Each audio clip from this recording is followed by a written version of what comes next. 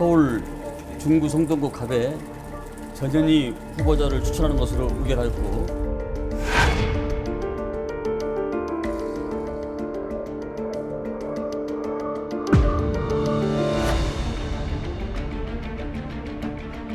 저는 오늘부로 최고위원직에서 물러나겠습니다.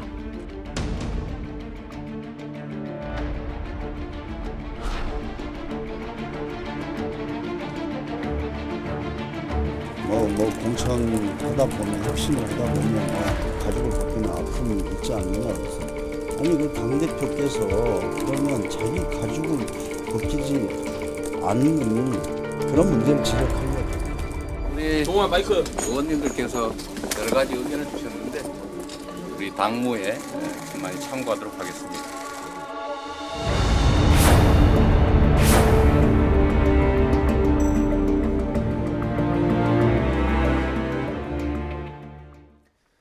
시청자 여러분 안녕하십니까? YTN 뉴스앤이슈 시작합니다.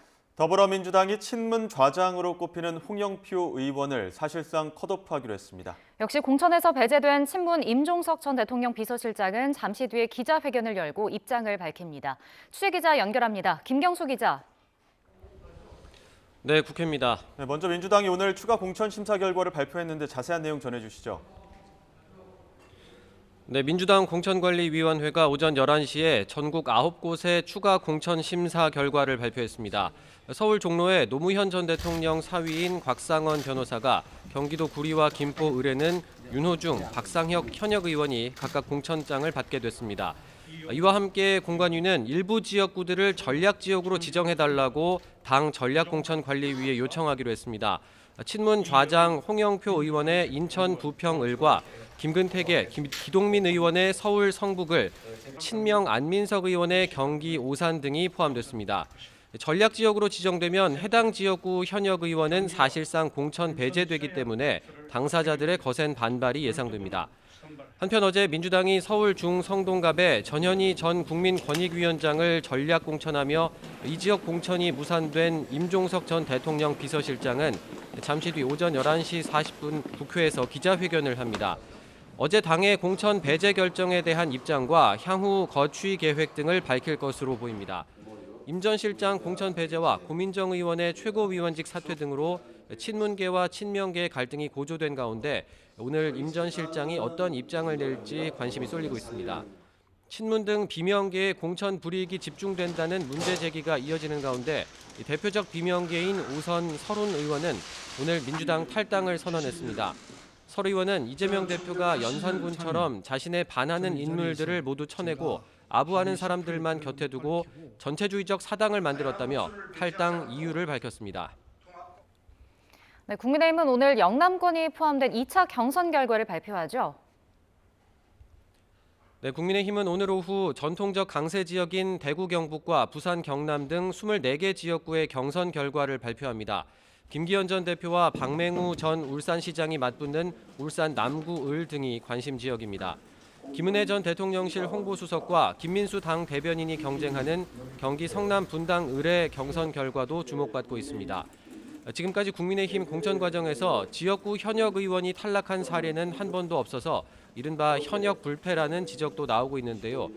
이에 대해 장동혁 사무총장은 오늘 아침 기자들과 만나 불출마를 선언한 현역도 교체로 봐야 한다며 민주당에 비해 잡음 없이 공천이 이루어지는 점에 주목해달라고 밝혔습니다.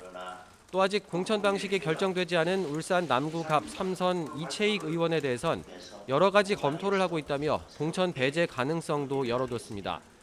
국민의힘은 국민이 총선 후보를 추천하는 국민추천제를 서울 강남뿐만 아니라 영남권으로 확대하는 것도 고려하고 있습니다.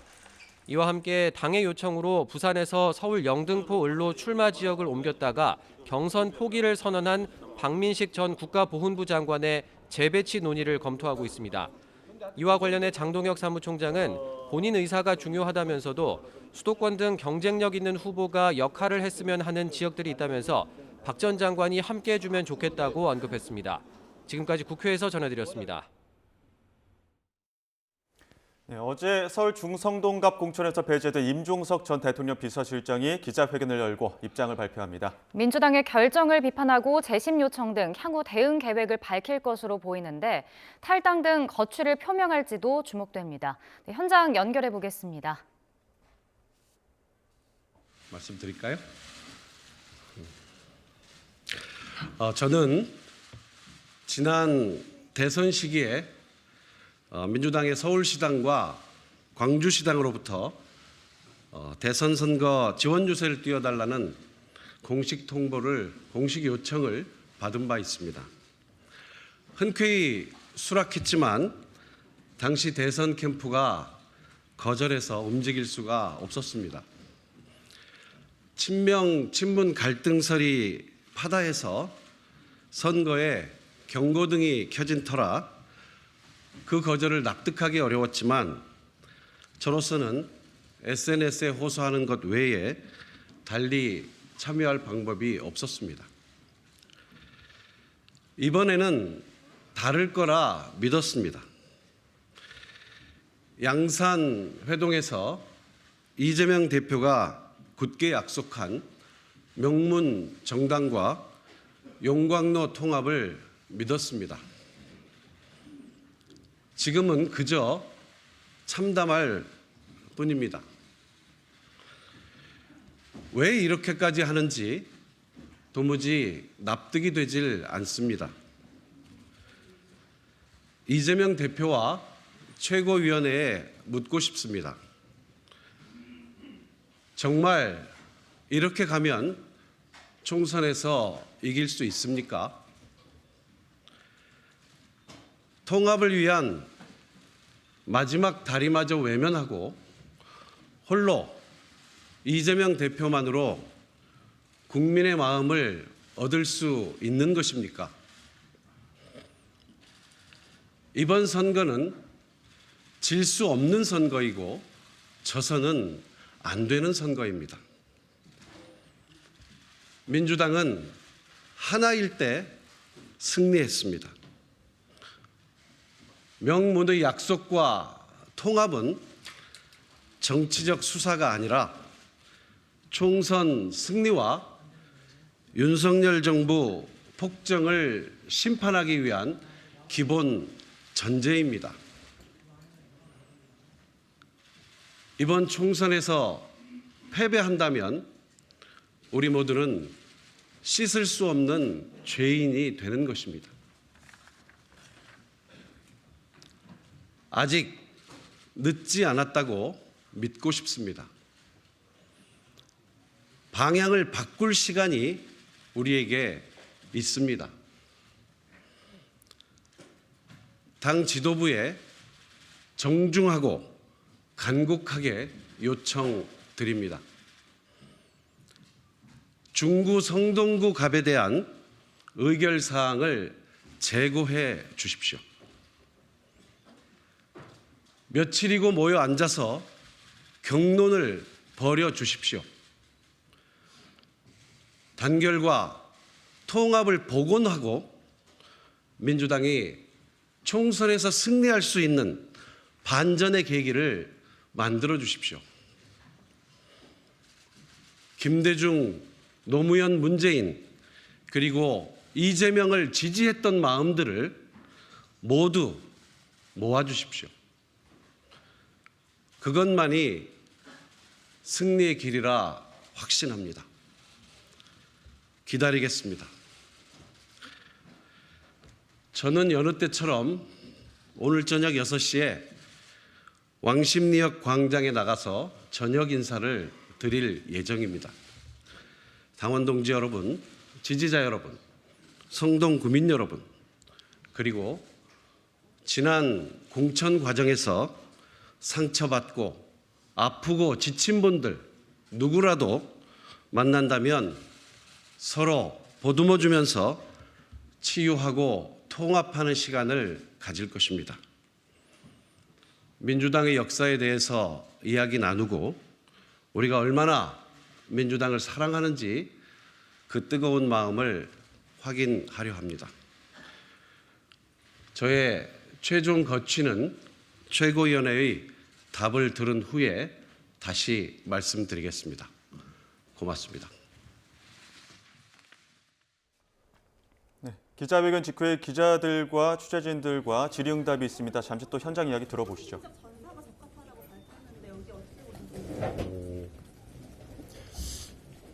저는 이 총선을 시작할 때 처음부터 다시 국회의원이 되고자 하는 것이 목적은 아니었습니다. 민생 파탄과 경제 실정 모든 분야에서 대한민국이 후퇴하고 있는 현실을 보면서 윤석열 정부의 폭정을 여기서 멈춰 세워야 한다는 일념으로 시작했습니다. 그리고 저는 이번 선거를 중구 성동구 갑에서 시작하면서 다시는 성동구 당원들의 손을 놓지 않겠다고 약속을 드리면서 시작했습니다. 중구 성동구 갑은 지금은 민주당의 대표적인 약세 지역 중에 하나입니다. 이미 당 전략기획위원회가 그런 내용을 잘 알고 있습니다. 지난 대통령 선거에서 이재명 후보가 8.31%를 패배했고 지난 서울시장 선거에서는 무려 21.9%를 패배했던 강남 3구 외에는 대표적인 약세 지역입니다. 유권자 지형은 지난 10여 년 동안 무섭게 변한 것입니다. 저는 우선 총선 예비 후보로서 중구 성동구 갑에서 확실하게 승리하기 위해 이 총선에 나선 것이고 나아가서 감동이 있는 통합을 통해서 반드시 이번 총선을 승리로 이끌고자 하는 것입니다. 그것으로 답변을 대신 드리겠습니다.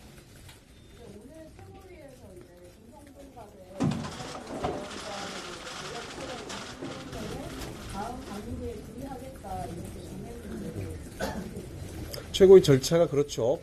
최고위 의결 내용이 실무적으로는 당무위원회에 부의하는 의결일 텐데 그래서 저는 오늘 중구 성동구 갑에 대한 의결 사항을 제고해달라고 말씀드리는 것입니다.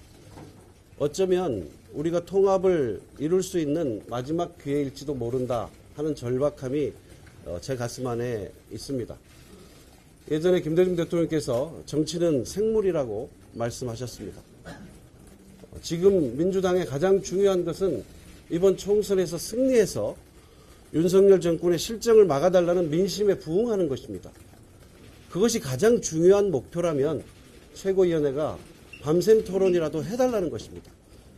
지금 이렇게 이대로 흘러가서 총선을 이길 수 없다는 여론이 팽배한데 최고위원들께서 그저 지역구로 흩어지지 마시고 몇 날 며칠이라도 밤을 새워서 위기감과 절박함을 가지고 다시 재고해 주십사 말씀드리는 것입니다.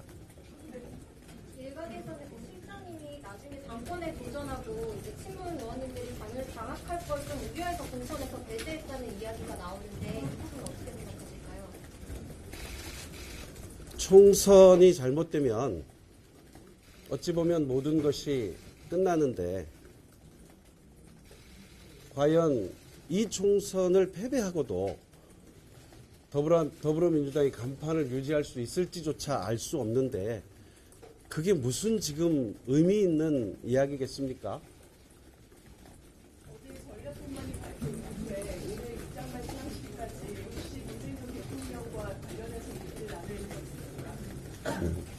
그건 뭐 그냥 답변 드리지 않겠습니다. 다음에 답변 드릴 기회가 있지 않을까 생각합니다. 전략선거구에 공천 신청하시고 다른 후보들과 달리 당 결정을 기다리지 않는다는 점에서 죄송합니다. 다시 한 번만. 그 전략선거구에 따라 시장님께서 공천 신청하시고 다른 후보들과 달리 당의 결정에 따르지 않는다 이런 지도부의 의견도 있는데 네. 협동성이 없었다는 지도. 저는 중구 성동구 갑이 전략 선거구로 공식 지정되기 전에 예비후보 등록을 했고요. 그 전에 지난해에 당의 많은 분들의 의견을 들었습니다. 제가 접촉할 수 있는 당 지도부분들 포함해서 정말 많은 의원들과 당 주변의 이야기를 듣고서 중구 성동구 갑에 예비후보 등록을 하게 된 것이고요. 또 한 가지는 예비후보 등록 절차 일정이 있습니다. 지난달 8일이 마감 일정이었는데 3차 당에 여러 번 문의를 했어요.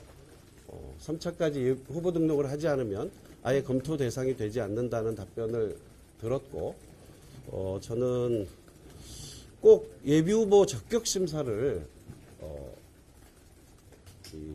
출마 선거구를 지정해서 신청을 해야 하느냐고까지 제가 꼼꼼히 물어서 제가 할 수 있는 최선의 노력을 다했다 말씀드리고, 지금 다시 말씀드리지만 지금 중요한 것은 총선 승리일 것입니다.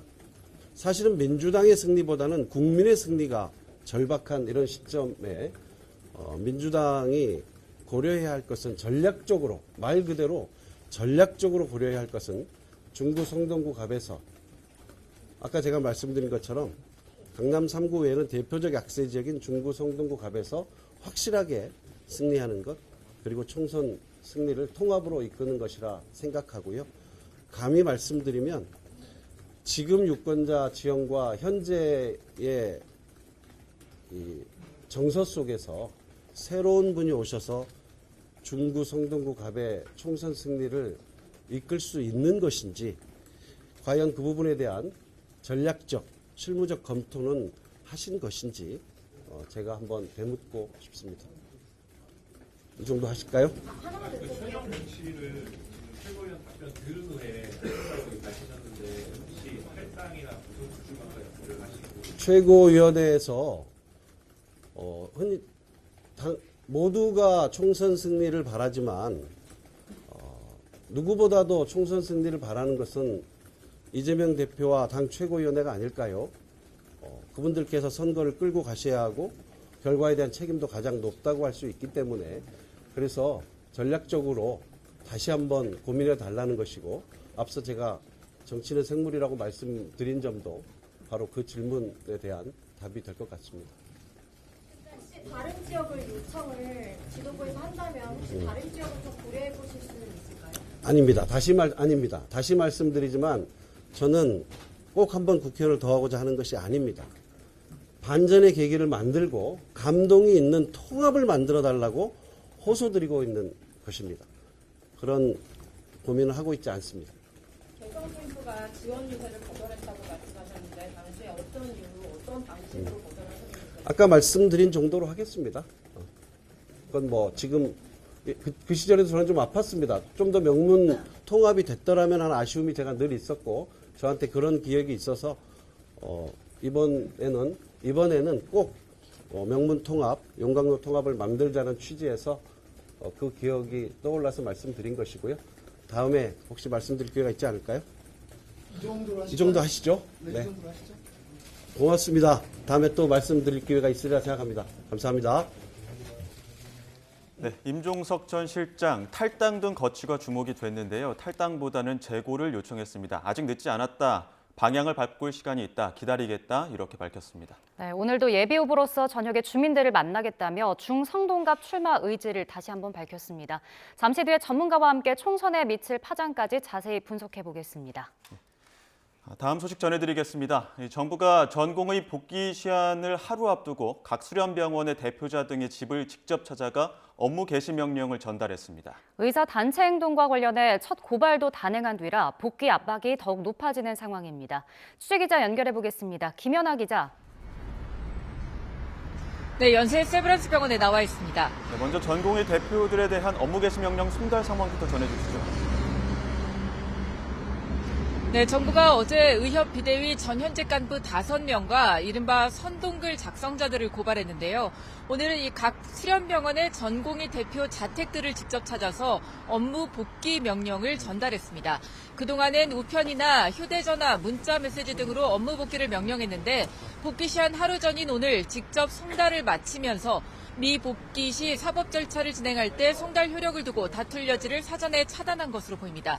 앞서 정부는 내일까지 전공의가 복귀하지 않으면 3개월 이상 자격정지와 사법 절차 진행이 불가피하다고 밝혔는데요. 의사 단체 행동 관련 첫 고발에 이어서 미복귀자 사법 절차 준비까지 전방위로 압박 수위를 높이는 모습입니다. 다만 정부는 한편으로는 필수 의료진을 위한 의료사고 특례법 제정과 관련해 내일 공청회를 여는 등 법 제정에 속도를 내겠다고 밝혀서 전공의들의 움직임이 주목되고 있습니다. 네, 의사 단체 행동이 벌써 9일째인데요. 병원 현장 상황은 어떻습니까? 네, 정오가 가까우면서 이곳 세브란스 응급실에도 빨간불이 들어왔습니다. 20개 병상 가운데 남은 병상이 한 자릿수로 줄어든 건데요. 서울대병원과 강남권역 상급병원 응급실도 남은 자리가 없거나 부족합니다. 현재 상급 응급실들은 위급한 중증 환자만 받고 있는데도 과부하가 걸린 상황입니다. 전공의 이탈로 인한 진료 공백 여파는 구급대로까지 이어지고 있습니다. 소방청은 전공의 집단 사직 뒤 구급대가 환자를 이송할 응급실을 찾지 못해 구급상황관리센터로 갈 곳을 찾아달라고 요청하는 경우가 전년 같은 기간 대비 74%나 늘었다고 밝혔습니다. 환자 피해도 갈수록 커져서 상급 종합병원 수술 건수는 반토막이 났고 신규 입원 환자도 24% 줄었지만 정부는 중등, 경증 환자 치료에 차질이 생긴 것으로 중증 환자 대응 여력은 있다고 판단했습니다. 지금까지 연세 세브란스 병원에서 YTN 김현아입니다. 네, 수도권 상황 살펴봤는데요. 병원을 이탈한 전공의가 9,000명에 육박하면서 전국적으로 의료 공백 우려가 계속 커지고 있습니다. 시간이 갈수록 환자와 남아있는 의료진 모두 힘든 상황인데요. 현장 취재기자 연결해 보겠습니다. 고재영 기자. 네, 제주대학교 병원에 나와 있습니다. 네, 지역 상황도 갈수록 좋지 않다고요? 네, 그렇습니다. 전공의 집단 이탈이 벌써 9일째로 접어들었는데요. 의료 기반이 서울에 비해 적은 지역에서는 시간이 갈수록 환자 불편이 커지고 있습니다. 의대 증원을 놓고 정부와 의료계의 갈등이 일주일 넘게 이어지면서 병원을 떠난 전공의는 9,000명에 육박합니다. 제주에서도 전공의 141명 가운데 77%가량이 현장을 떠났습니다. 상급 종합병원이 없는 제주에서 사실상 상급병원 역할을 하는 제주대학교 병원은 가장 많은 전공의 이탈이 발생했는데요. 그 여파로 병원은 수술실을 12개실에서 8개실로 축소하는 등 영향을 받고 있습니다. 지역 내 일부 종합병원은 전공의 이탈 이후 병상 가동률이 평소의 절반 수준에 그치고 있습니다. 중증 응급 환자 위주로 받으면서 응급실 이용률도 평소보다 크게 줄었습니다. 전공의 집단 이탈 상황이 길어지면서 환자들은 제대로 치료받지 못할까 걱정이 큰데요. 전공의가 빠진 자리를 지키는 나머지 의료진의 부담도 가중되고 있습니다. 남아있는 의료진의 모습을 지켜본 환자 보호자의 말 직접 들어보시겠습니다. 전문의도 좀 바빠지고 이렇게 해서 특히 제가 느끼기에는 간호사분들이 평소보다 움직임이 너무 빠르게 이렇게 막 바쁘게 지치게 뭐 그렇게 움직이는 것 같았어요. 이런 상황에서 전임의 계약이 이달로 끝나는 데다 4년차 전공의 이탈이 현실화하면 의료 인력 부족에 따른 병원 업무 마비 우려가 갈수록 커지고 있습니다. 각 지자체는 전공의 이탈에 따른 대책 마련에 분주한데요. 제주도도 재난안전대책본부를 24시간 운영하는 등 전공의 이탈에 따른 의료 공백 최소화에 나섰습니다. 도지사가 도내 종합병원과 공공병원 등 8곳 병원장과 함께 응급환자 이송 및 전원을 위한 긴밀한 협조체계 구축 등을 논의했습니다. 제주도는 환자 중증 정도에 따라 치료 병원을 선정하고 이른바 응급실 뺑뺑이를 막기 위해 응급의료 지원단을 구성해 대응하고 있습니다. 지금까지 제주대학교 병원에서 YTN 고재영입니다. 이주 부총리 겸 교육부 장관이 의사 집단행동 시작 이후 두 번째로 의대 총장들과 만납니다. 이주 부총리는 오늘 정부 서울청사에서 의대를 운영하는 전국 40개교 총장과 간담회를 열어 의대 학사 과정을 정상 운영해달라고 다시 한번 당부할 예정입니다. 이 부총리는 앞서 총장들과의 만남에서도 휴학계를 철회하거나 수업에 복귀하도록 설득하고 수업 거부 시 학칙에 따라 엄정 조치해달라고 당부한 바 있습니다. 의대 증원에 반대하며 사직서를 낸 전공의들에게 정부가 2월 안에 복귀하지 않으면 면허 정지와 사법 절차가 불가피할 거라고 최후 통첩을 했는데요. 특히 면허 정지 기간을 최소 3개월로 명시했는데 전공의들에게 어떤 영향을 주는 건지 신지원 기자가 전해드립니다. 전공의들의 병원 이탈이 일주일 넘게 이어지자 정부가 최종 복귀 시한을 못 박았습니다. 2월 마지막 날까지 복귀하면 어떤 책임도 묻지 않겠다며 3월부터는 최소 3개월 이상 면허를 정지하겠다고 경고했습니다. 최소 3개월의 면허 정지 처분과 관련 사법 절차의 진행이 불가피합니다. 면허 정지 처분은 그 사유가 기록에 남아 해외 취업 등 이후 진로에도 영향을 미칠 수 있다는 점을 문제는 이 석 달이 정해진 수련 기간을 반드시 이수해야 하는 전공의들에게 결정적인 시간이라는 겁니다. 과목별로 4년 수련 전공의는 최소 3년 10개월, 3년 수련 전공의는 2년 10개월을 일해야 전문의 시험을 볼 자격이 주어집니다. 인턴 의사들도 1년 12달 중 최소 10달 이상 근무해야 수료할 수 있습니다. 2달 넘게 쉬게 되면 한 해를 통째로 날리고 결과적으로 전체 수련 일정이 1년 미뤄지는 겁니다. 정부가 면허 정지 기간을 최소 3개월로 명시한 것도 이 점을 고려한 것으로 보입니다.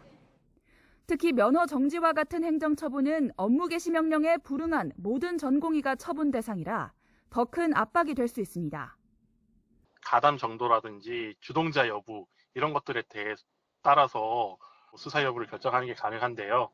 행정법상으로는 일괄적으로 모든 그 가담자한테 동일한 처분을 하는 게 가능하고 그게 오히려 이제 평등의 원칙에 맞다라고 이제 판단한 사례도 있습니다.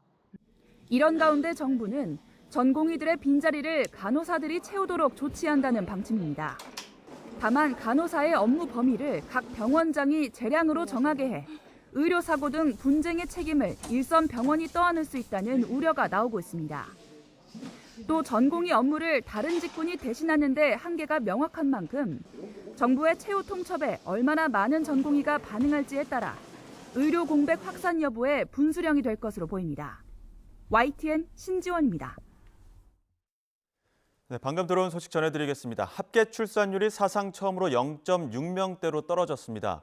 통계청이 발표한 지난해 12월 인구 동향 자료를 보면 지난해 4분기 합계 출산율은 0.65명으로 집계됐습니다. 여성 1명이 평생 낳을 것으로 예상되는 평균 출생아 수인 합계 출산율이 0.6명대로 떨어진 건 이번이 처음입니다. 지난해 연간 합계 출산율은 0.72명으로 1년 전보다 0.06명 줄고 출생아 수는 23만 명으로 떨어졌습니다.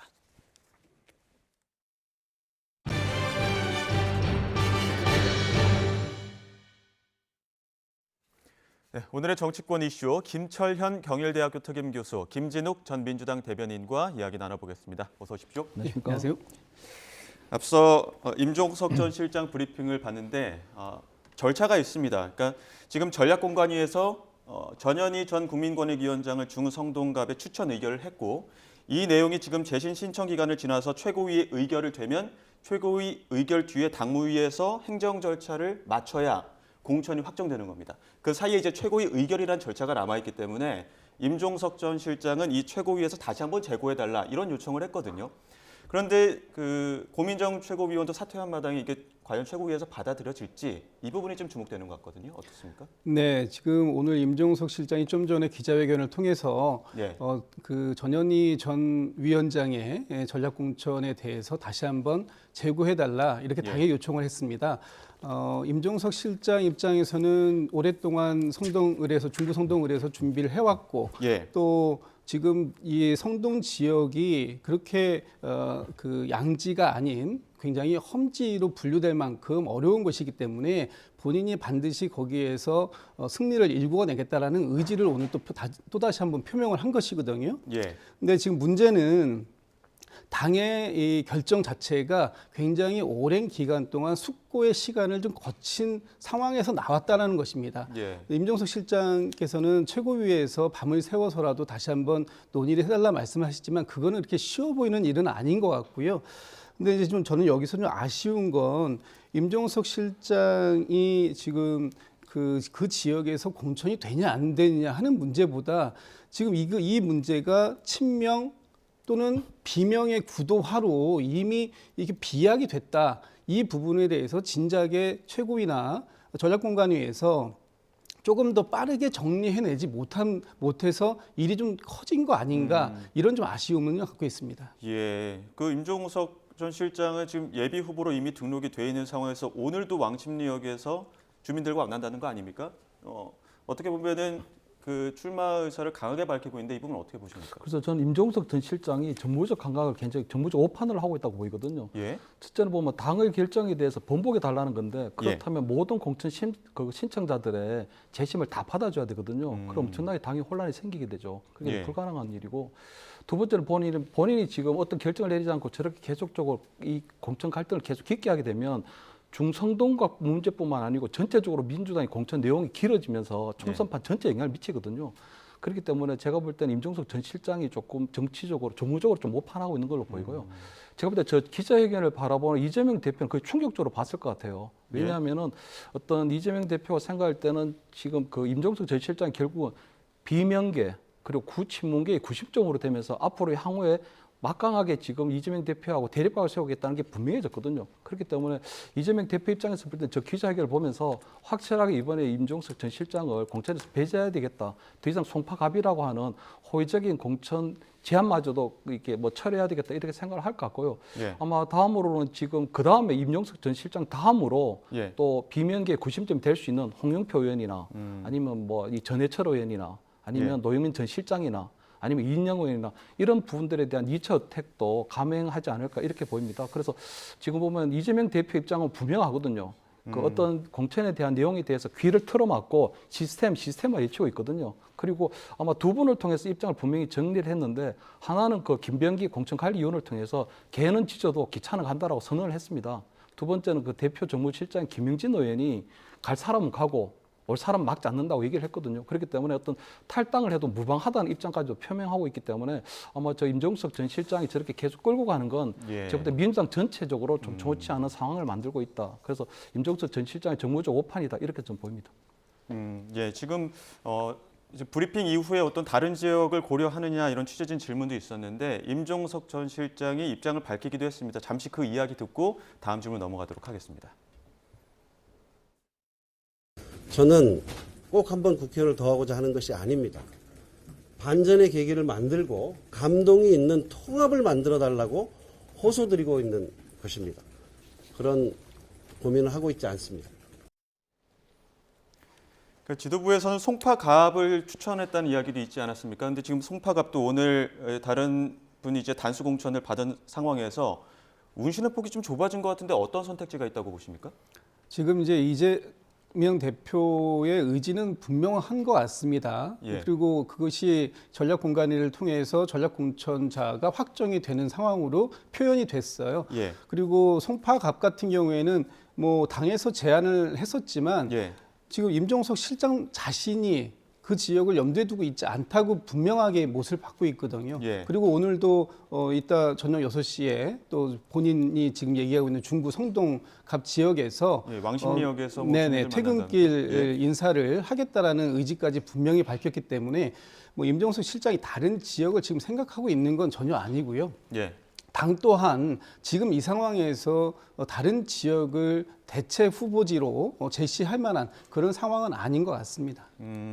지금 임종석 전 실장 브리핑 보게 되면은 그 양산회동, 용광로, 명문정당 이 이야기를 좀 주의 깊게 들으셔야 된다 이렇게 하면서 당 지도부에 요청하기도 했었는데 이해찬 고문도 임종석 전 실장의 어떤 공천은 받아들여줘야 된다 이런 이야기도 하지 않았습니까? 그럼에도 불구하고 지금 이재명 대표가 이러한 선택을 하게 된 어떤 당에서 이런 선택을 하게 된 배경은 어디에 있다고 보십니까? 일단 두 가지로 보이는데요. 이해찬 전 총리는 사실은 이재명 대표의 든든한 후원군이거든요.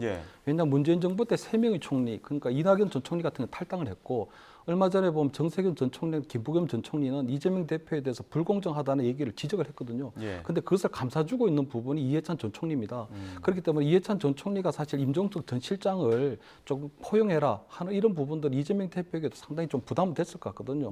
그런데 제가 볼 때는 한 하루 내지 이틀 정도의 어떤 이재명 대표도 고민하면서 두 가지를 고민했을 것 같아요. 첫째는 결국 이해찬 전 총리의 어떤 고음마저도 본인이 넘고 그러니까 이해찬 전 총리도 넘어야 할 산으로 봐서 본인이 결국 마이웨이, 이재명 마이웨이 하겠다는 그런 거를 하나 선언한 걸로 볼 수도 있고요. 예. 두 번째 이해찬 전 총리에게 아마 제가 볼 때 사전에 양해를 구했을 가능성이 있을 것 같습니다. 그래서 임종석 전 실장은 이번에 배제해야 되는데 그 대신에 총리님이 이해해 주신다면 전현희 전 국민권익위원장으로 하겠다 하는 이런 부분들에 대해서 서로 사전적으로 양해를 구했지 않을까 싶은데 아마 이해찬 전 총리 입장이 추후에 나와야 아마 그 부분에 있어서 그런 게 있었는지 아니면 그냥 넘어가는 건지 부분은 조금 판단할 수 있을 것 같습니다. 고민정 최고위원은 바로 그 전현희 전 국민권익위원장 중성동갑 공천 그 추천이 의결된 직후에 2시간 뒤에 바로 최고위원 또 사퇴하지 않았습니까?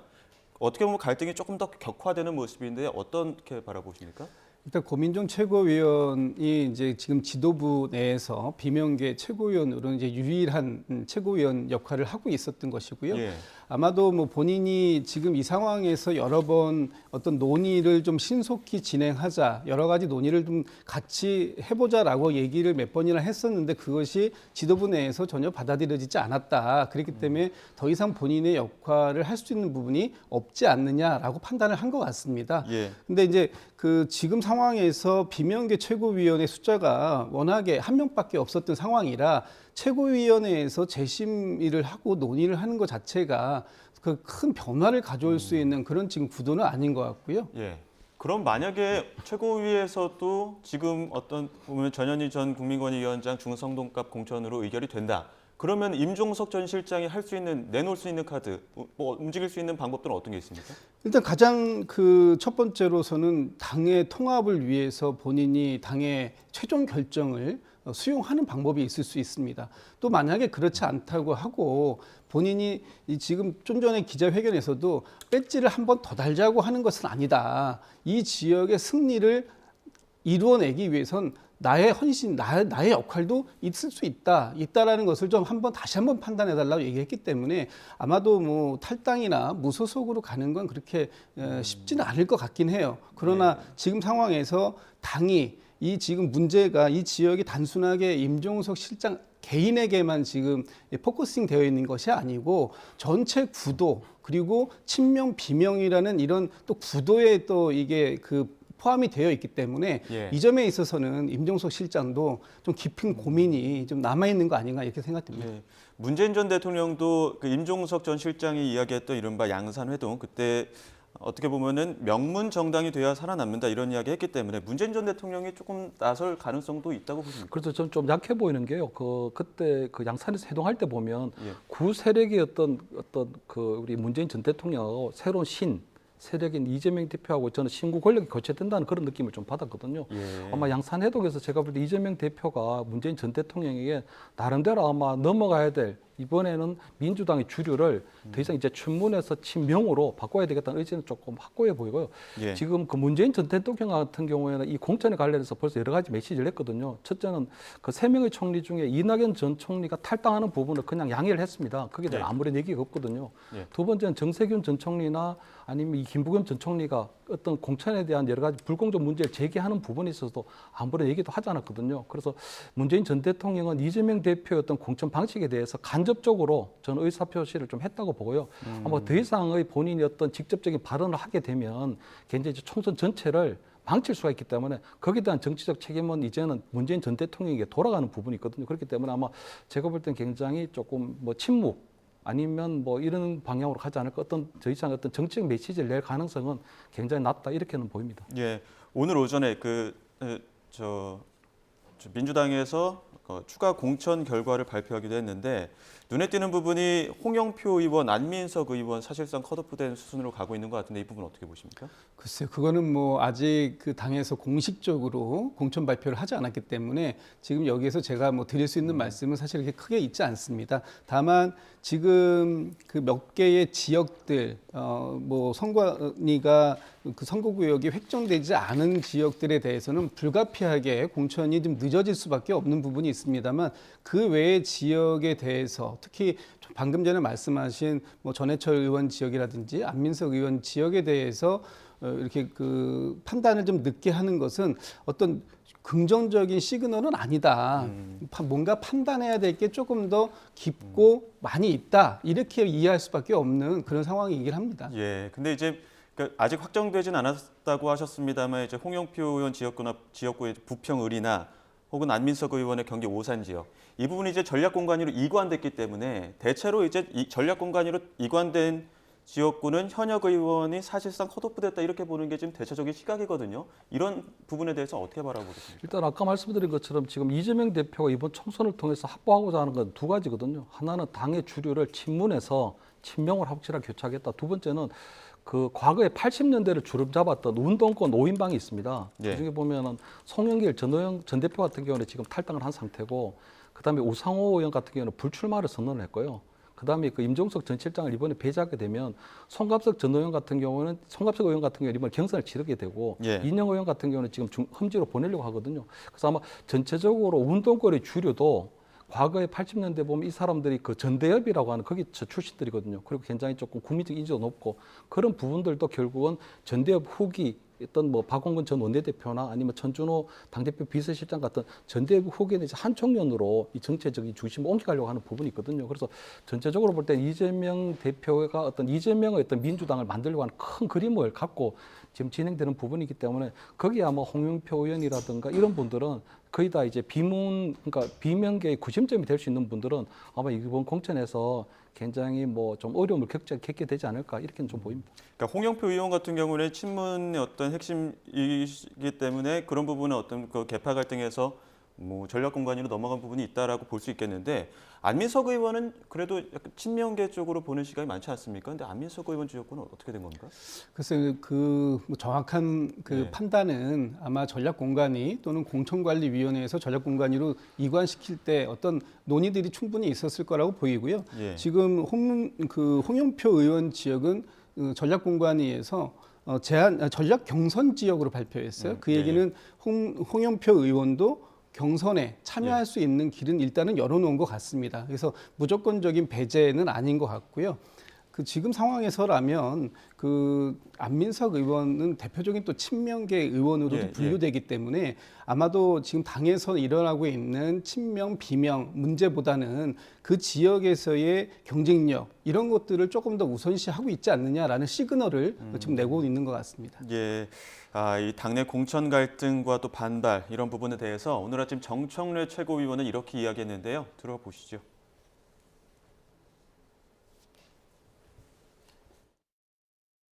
지금 민주당의 깃발이요 상징은 단연 이재명 대표입니다.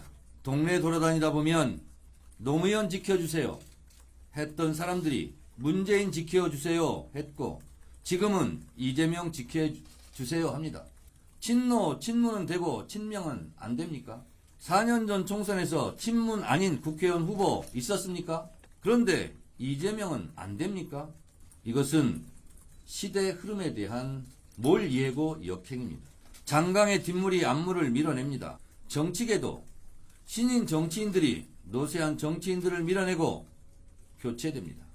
이것이 시대 흐름이고 시대 정신입니다. 지금 아직까지 좀 남아있는 부분이 이인영 의원이나 뭐 전해철 의원 이런 의원분들의 행보가 남아있는 마지막 뇌관이다 이런 분석들 많이 하는데, 민주당 지금 공천 갈등 어떻게 될 거라고 보십니까? 일단은 뭐 그 전해철 의원이나 아니면 그 홍영표 의원까지 다 제가 볼 때는 컷오프 내지 아마 뭐 이 공천에서 배제하지 않을까 보고요. 예. 아마 그렇게 하지. 아마 오늘 그 임종석 전 실장의 기자회견에 보여준 게 아까 말씀드린 것처럼 이재명 대표에게 상당히 충격적이거든요. 앞으로 이렇게 이게 비명계 특히 구친문계가 조직적으로 총선 이후에 어떤 당권 도전을 할 수 있다는 여지를 충분히 줬기 때문에 아마 그런 부분에 있어가지고 아마 전략적으로 어차피 이재명 대표가 공천에 대한 칼자루를 쥐고 있는 거거든요. 그렇기 때문에 아마 그런 부분들까지도 아마 공천 상황에 좀 반영하게 되지 않을까 이렇게는 보입니다. 예, 어떻게 정청래 최고 이야기는 어떻게 들으셨습니까? 정청래 최고위원의 말씀대로 과거에 뭐 그런 일이 있었죠. 근데 지금 정청래 최고위원이 가장 대표적인 친명계로 분류되고 계시고 또 수석 최고위원이시기 때문에 가급적이면은 이런 발언들이 아무리 맞는 발언이다 하더라도 굳이 이렇게 공개적인 석상에서 하셔가지고 지금의 이 갈등 구조를 더 격화시킬 수 있는 그런 발언으로 오해받지 않을까 하는 좀 그 안타까움이 있고요. 저런 말씀들이 당내에서 지켜보시는 분들도 좀 같이 배려하는 말씀으로 좀 바뀌었으면 더 좋지 않았을까라는 생각이 있습니다. 네, 접전 지역도 한번 좀 살펴보겠습니다. 지금 민주당의 중성동갑의 전현희 전 의원, 전 국민권익위원장 공천하면서 전직 여성 의원 간의 빅매치가 성사되기도 했는데 오늘 아침에 최재성 전 청와대 정무수석은 이런 말을 했습니다. 한번 들어보시죠. 전현희 위원장도 괴로워요. 며칠 전까지 그야말로 불출마 백의정군을 준비하고 고민했던 분이에요. 전현희 위원장이. 그런데 전현희 위원장한테 의사도 물어보지 않고 전현희 위원장을 한 거 아니에요? 이런 법이 어디 있습니까? 그런데 보통 그럼 중성동갑을 민주당이 이기기 위해서 임종석을 배제했는데 그럼 전현희 위원장의 경쟁력이 어떤지 이거는 돌려봐야 될 거 아니에요, 여론조사를. 네. 전현희 위원장은 조사도 돌려보지도 않고 덜커덩 해버린 거예요. 그래서 제가 아는 상식으로는 정말로 이거는 찾아보기 힘든 과정과 결과를 이재명 대표가 정말 이건 기괴하게 한 거예요. 앞서 이해찬 고문에게 미리 양해를 구했을 수도 있다 이런 가능성 이야기하셨는데 전현희 전 국민권익위원장에게는 얘기를 안 했을까요? 그래서 그거는 알 수 없는데 어쨌든 그 지금 3인방 이 여전사 3인방으로 하는 게 전현희 전 의원하고 그다음에 추미애 전 장관, 그다음에 그 누가 이현주 전 의원인데 네. 제가 볼 때 그 세 분 중에서는 제가 볼 때 전현희 전 의원이 그나마 그 윤희숙 전 의원하고 부책 회장 조금 만만했을 편안했을 것 같거든요. 왜냐하면 두 분을 보면 어떤 국민적인 인지도도 그렇고 어떤 중량감들 그리고 어떤 선거 경험에서 비슷한 부분이 있어서 아마 두 분의 매치가 조금 흥미진진하게 된 것 같은데 아마 그 중성동갑은 아무래도 국민의힘에는 조금 열세 지역입니다. 근데 이번 총선 때 보면 프레임이 아무래도 큰 틀에서는 정부 심판론하고 또 거대 야당 심판론, 거대 야당의 폭주론에 대해서 심판하자는 큰 틀이 변해질 것 같고 한편으로 볼 때는 그 대통령에 대한 국정 지지 어떤 수행 평가에 대해서 굉장히 부정지표가 높아요. 그런데 그런데도 불구하고 민주당이 그것을 오른도시 못 가져가는 이유는 그 이재명 대표의 리더십에 문제가 있는 거거든요. 그 이재명 대표에 대한 어떤 비호감 이런 부분들도 있기 때문에 그런 큰 틀에서 선거 프레임하고 그다음 지역 구도에서 어떻게 정해지느냐에 따라 가지고 아마 두 분의 어떤 매치가 상당히 조금 흥미진진하고 국민적 관심을 끌 가능성이 높다 이런 보입니다. 국민의힘도 약세 지역이라고 하고 임종석 전 실정도 민주당에겐 약세 지역이라고 하고 그러면은 전현희 윤희숙 전 의원 두 전 의원에게는 누구에게 더 양지인 겁니까? 글쎄 그거는 이제 총선 결과를 봐야 알겠죠. 지금 상황에서는 사실 다들 어렵다라고 얘기하실 수밖에 없어요. 그리고 그 지역도 빠르게 변화하는 지역이기 때문에 그런 지역이 아무래도 강남권과 비슷하게 좀 변화하고 있는 한강벨트 중에서는 그렇게 변화하고 있는 지역이다 이렇게 볼 수 있거든요. 그렇기 때문에 윤희숙 의원을 여당이 공천을 해놨기 때문에 거기에 상대적으로 전략적으로 누구가 더 경쟁력을 가질 수 있느냐 하는 부분에 대한 것이 전략공관위가 판단해야 할 주요한 근거였다는 것입니다. 이 전현희 전 의원 같은 경우에는 특이한 이력을 소유하고 있어요. 치과 의사이기도 하고 변호사이기도 하고 또 비례로 당선되기도 했고 지역구 강남을에서 당선되기도 했던 그런 전력들이 있기 때문에 윤희숙 의원과 전 의원과의 매치를 한번 붙여볼 수 있지 않겠느냐, 경쟁력이 나름 있지 않겠느냐라고 당에서 판단했을 수 있는데 문제는 여기 이 지역의 임종석 실장이 백의종군 해서 적극적으로 도와주지 않으면 사실 그것도 어렵다라는 거거든요. 근데 그럴 가능성마저도 이제는 좀 희박해지는 게 아닌가라는 우려를 낳을 수밖에 없는 대목입니다. 한강벨트 말씀하셨는데 수원벨트도 한번 살펴봐야 될 것 같습니다. 4년 전 총선에서는 경기 수원 지역구 5석 모두 민주당이 가져가긴 했었는데 이번에는 조금 민심이 좀 변화가 좀 있는 게 감지가 되고 있거든요. 이 부분 어떻게 보고 계십니까?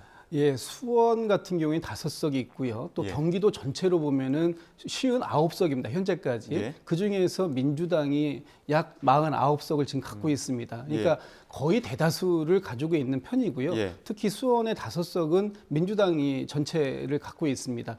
여기에 이제 국민의힘에서는 수원 지역을 반드시 탈환해 와야 하는 지역으로 이미 선정을 하고 전 장관 뭐 또 새로운 영입 인사 이런 분들을 지금 그 제시를 하시고 계시는 거죠. 근데 이분들의 경쟁력은 아직은 뭐 확인하기가 좀 어렵습니다. 왜냐하면은 지금 이 구도나 이런 것 자체가 총선의 공천에만 지금 포커싱 되어 있어서 과연 현재 이 지역에 누가 출마했는지 그리고 그분들은 어떤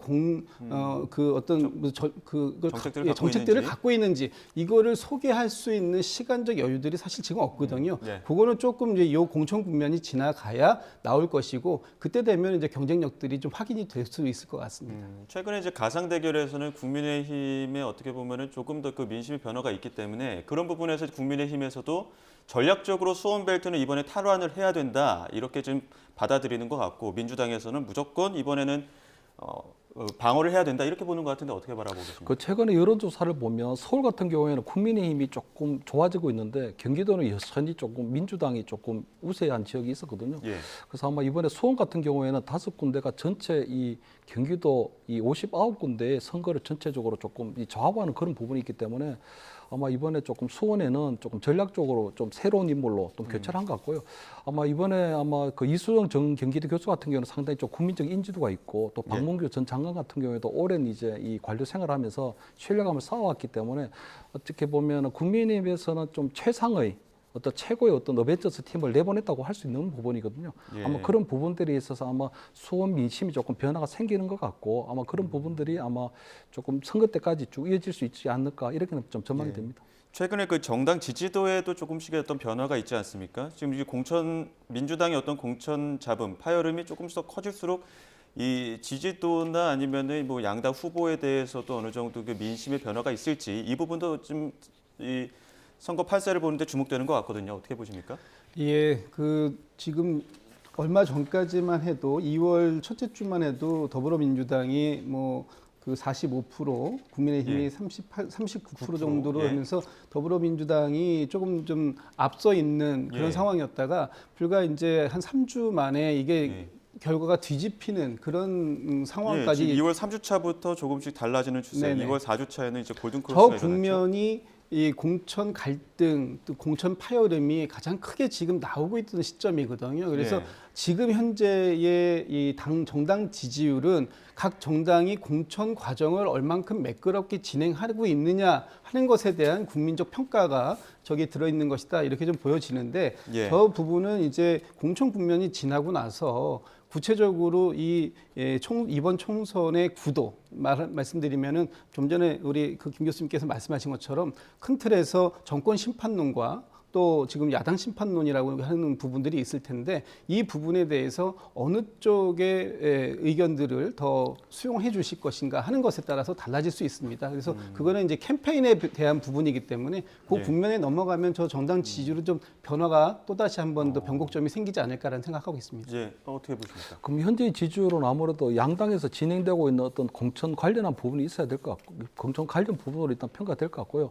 일단 국민의힘 같은 경우에는 한동훈 위원장이 들어오고 난 다음에 사실 굉장히 안정적으로 이 공천 관리를 했거든요. 그런 부분들이 있고, 근데 이재명 이제 우리 그 민주당 같은 경우에는 굉장히 공천 잡음이 계속 심해지면서 아마 그런 부분들이 있는 것 같습니다. 근데 그 가장 중요한 공천에서의 파동에서 가장 큰 문제는 그 당원들이 민주당의 지지자들이 분열이 되는 거거든요.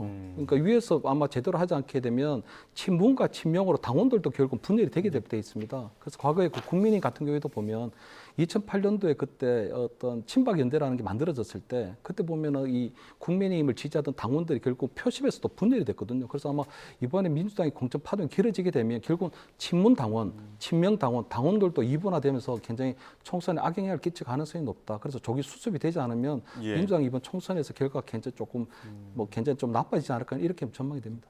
민주당 공천 어떤 파열음에 비해서 상대적으로 좀 조용한 공천이 이루어지고 있다라고 하는 부분이 이제 국민의힘 공천인데 국민의힘도 오늘 분수령이 될 것으로 보입니다. 가장 중요한 지역이죠. TK나 PK 혹은 강남 일부 지역이 어느 정도 이제 배치가 좀 나올 것으로 보이는데 어떤 부분 좀 주목해서 봐야 될까요? 지금 오늘도 이제 경선 결과를 오후에 발표한다고 해요. 근데 이제 주목되는 부분들이 좀 있긴 합니다. 지금 윤석열 대통령의 입을 자처하셨던 김은혜 예. 전 수석하고 예. 또 지금 그 한동훈 위원장의 입이죠. 김민수 대변인. 지금 이런 대결 같은 경우에는 경선에서 어떤 쪽이 승리하느냐에 따라서 한쪽은 좀 치명상을 좀 입을 수도 있는 그런 부분들이 있다고 보여지고요.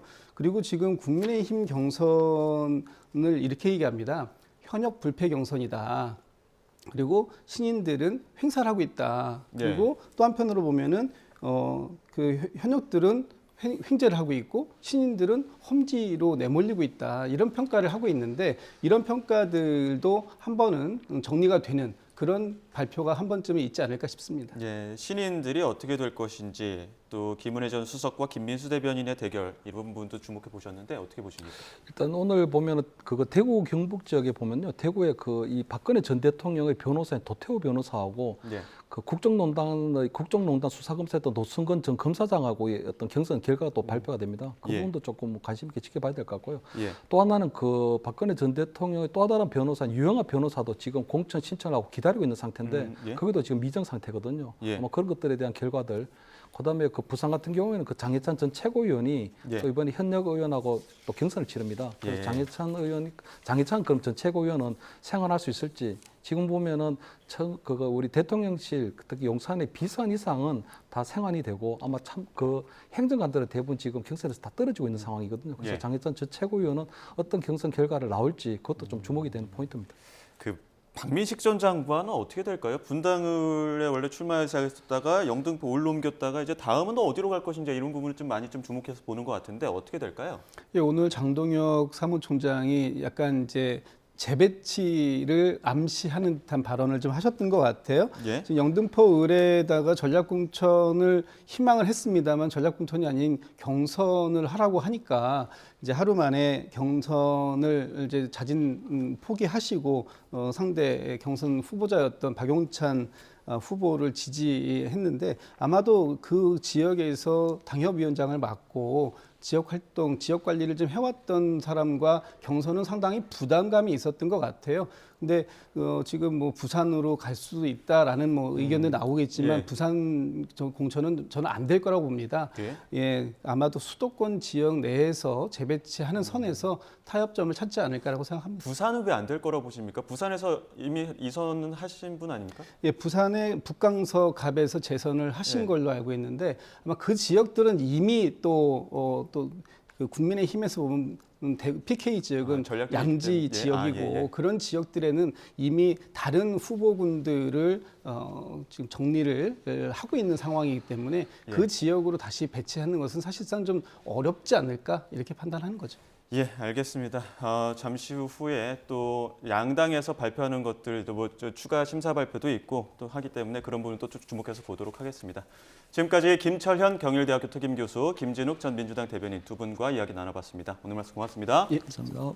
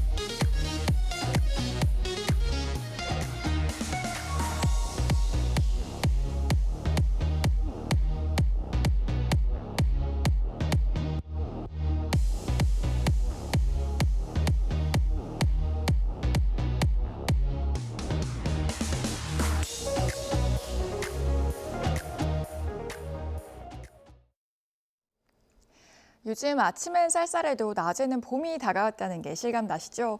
오늘도 낮 동안 서울 기온이 9도까지 오르면서 온화하겠습니다. 하늘에는 구름만 진하게 있고 공기도 깨끗해서 야외 활동하기 수월하겠는데요. 다만 연일 일교차가 크게 벌어지고 있습니다. 오늘도 대구와 광주 등 전국 곳곳에서 아침과 낮의 온도차가 10도 이상 크게 나겠는데요. 감기 등 환절기 질환 걸리지 않도록 건강관리 잘 해주셔야겠습니다. 오늘 전국 하늘에 가끔 구름만 지나는 가운데 일부 수도권과 충남 지역에는 약한 빗방울이 떨어지는 곳이 있겠습니다. 한편 동해안은 너울성 파도가 높게 일겠는데요. 해안가 안전사고에 대한 주의가 필요하겠습니다. 오늘 낮 기온은 어제보다 높게 오르는 곳이 많겠습니다. 서울 9도, 대전 11도, 광주 13도 예상됩니다. 내일은 충청 이남 지역에 비나 눈이 내리겠고요. 비가 그친 뒤 3일절 연휴에는 꽃샘 추위가 기승을 부릴 전망입니다. 날씨였습니다. 이어서 뉴스 앤 이슈 2부가 방송됩니다. 저희는 잠시 뒤에 돌아오겠습니다.